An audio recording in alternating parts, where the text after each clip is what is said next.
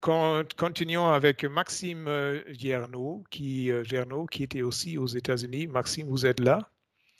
Oui, bonjour. Bonjour, merci de votre témoignage ce soir. Donc, est-ce que vous pouvez activer votre caméra aussi ou comme Je ça crois on que je vous l'ai mise voit? normalement. Pardon? Je l'ai mise normalement. Ah, parfait. Maintenant on vous voit. Donc, racontez-moi un peu. Donc, vous êtes aussi allé loin tout de suite. C'était lors de votre master qui est en sciences économiques et gestion, ingénieur de gestion, si je ne me trompe pas.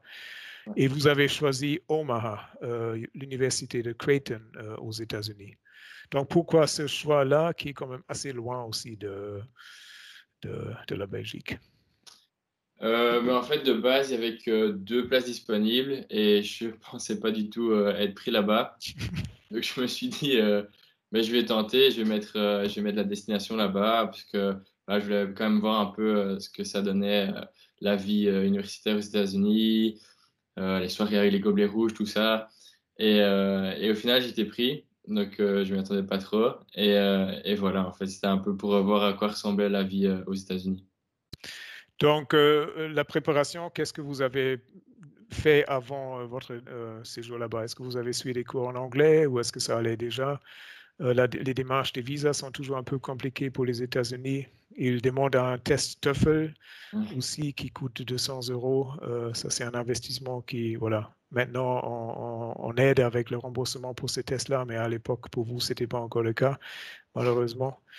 Mais quelles étaient les autres démarches que vous avez fait avant d'y aller? Trouver un logement, par exemple, s'inscrire pour les cours à distance. Est-ce que c'était compliqué? Est-ce que vous avez eu le soutien de la faculté, etc.? Hem, oui, donc enfin, tout ce qui est j'ai dû faire beaucoup de choses, au niveau des marches. Ça, c'était le truc, vraiment chiant.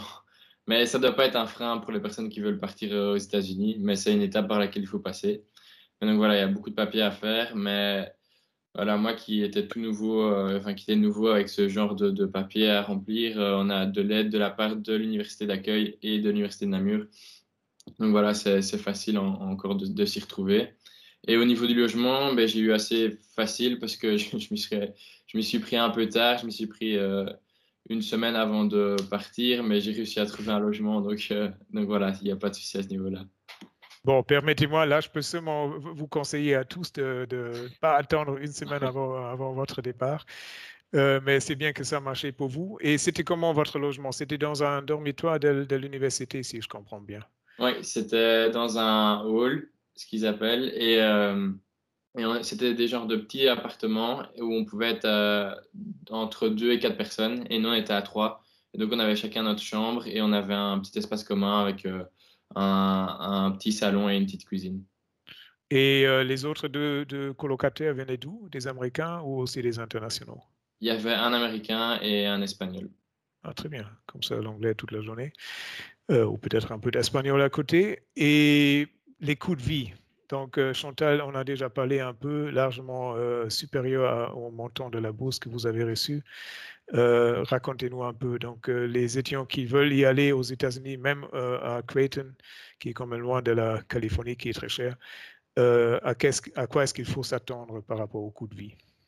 Alors ça va coûter cher, ça c'est le truc que j'aurais juste espéré qu'on me dise un peu plus parce que les démarches administratives qu'il y a à faire avant, mais il y a pas mal de coûts et rien que suivre les coûts là-bas, beh, c'est aussi de l'argent. Donc moi ça m'a coûté personnellement entre 13 et 14 000 €, donc Ah, quand même, oui. c'est vraiment un coût important. Enfin, c'est pas important de payer, mais enfin c'est un coût très important, donc il faut le savoir avant de partir. Après, quand vous êtes là-bas, il y a des choses qu'ils ont mis en place. Donc, vous avez par exemple l'accès à la cafétéria et en même temps, moi j'avais une balance avec. Ils nous mettaient de l'argent sur notre carte d'étudiant pour aller acheter dans des snacks, au Starbucks, etc. Et l'accès au cafétéria. Donc, à ce niveau-là, au niveau manger, je dépensais presque jamais. Donc, une fois que j'avais quasi tout payé, ben voilà, je dépensais plus rien là-bas. Ah, vous avez payé pour une formule alors, c'est ça? Donc logement plus, voilà, une certaine somme pour la nourriture que vous OK, Ouais, très bon. Tout était payé un peu avant et après, plus de coûts du tout. c'est ça. Est-ce que vous avez quand même pu voyager un peu, aussi lors de votre séjour là-bas? Ouais, j'ai été à Chicago, qui est à 9 heures en bus, qui est à 9 heures d'Omaha en bus. Et j'ai été à Denver. Là, c'est incroyable, c'est vraiment trop bien. D'ailleurs, si vous êtes là-bas, allez à Denver, c'est dingue. Et voilà, quoi, c'est les deux choses que j'ai fait. Et après mon Erasmus, j'avais aussi un pote qui était en Erasmus aux États-Unis aussi. Et on a fait toute la côte ouest. Donc voilà, ça c'était les Ah, choses vous que j'ai. avez fait un road trip à la fin. Ouais, Ah, chouette. ouais, Beaucoup de c'était bien. kilomètres. Ouais. Bon, parlons un tout petit peu académique quand même, la vie des cours là-bas. Donc, est-ce que c'est difficile? De nouveau, la question, tout d'un coup, tout est en anglais. Est-ce que le système d'enseignement est quand même beaucoup plus scolarisé avec les devoirs et les assignments à faire chaque semaine? Racontez un peu comment est-ce que, voilà, est-ce que vous avez tout réussi ou est-ce que vous avez eu des difficultés?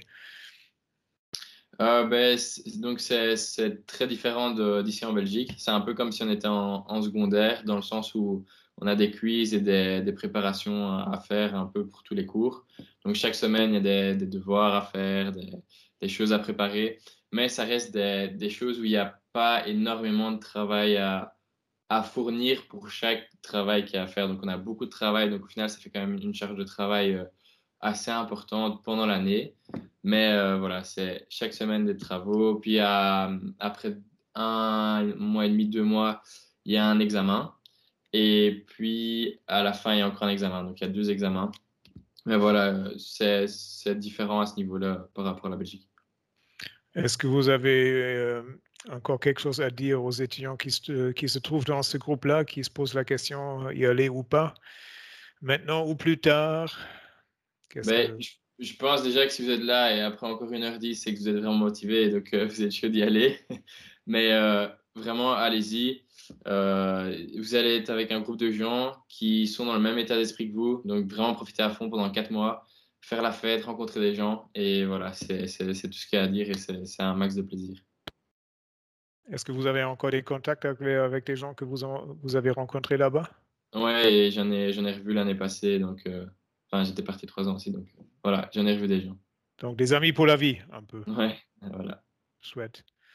Bon, super que ça, c'était une expérience agréable pour vous. Merci Maxime pour le témoignage.